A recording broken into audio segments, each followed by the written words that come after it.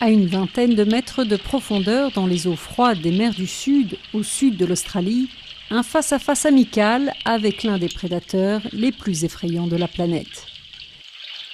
Les îles Neptune sont un rendez-vous gourmand pour les requins blancs qui viennent se nourrir des phoques en abondance. Les touristes, eux, viennent simplement se régaler du spectacle. Fantastic. Ce n'est pas effrayant, c'est fabuleux. J'adorerais le refaire, du moment que je suis dans une cage. Je pense que c'est important que ces gens voient que le requin blanc n'est pas ce dévoreur d'hommes tel qu'on le présente souvent dans les médias.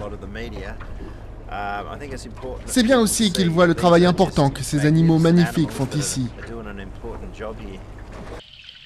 C'est vrai que les grands blancs ont l'air bien plus attirés par les appâts de chair de thon que par les plongeurs.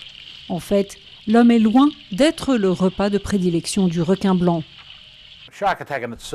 Une attaque de requin en tant que telle est un événement rare. Nous recensons en moyenne une attaque mortelle par an.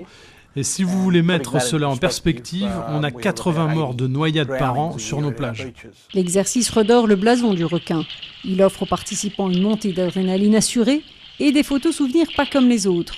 Mais ces plongées facilitent aussi les recherches sur cet animal mal connu. Andrew et son équipe suivent par satellite le mouvement de quelques requins. Certains reviennent ici d'année en année pour se nourrir, d'autres une fois dans leur vie. On commence à se rendre compte que le requin blanc, une fois adulte, passe le plus clair de son temps en haute mer. Il se peut qu'en fait, ce ne soient pas du tout des animaux côtiers. Un requin a récemment fait un voyage de 20 000 km entre l'Australie et l'Afrique du Sud, mais il est encore impossible à ces chercheurs d'établir des modèles de comportement pour l'espèce. Il est l'heure pour les touristes aventuriers de rentrer sur la terre ferme, où après chaque visite de ce type, les requins blancs peuvent compter quelques alliés de plus parmi les humains.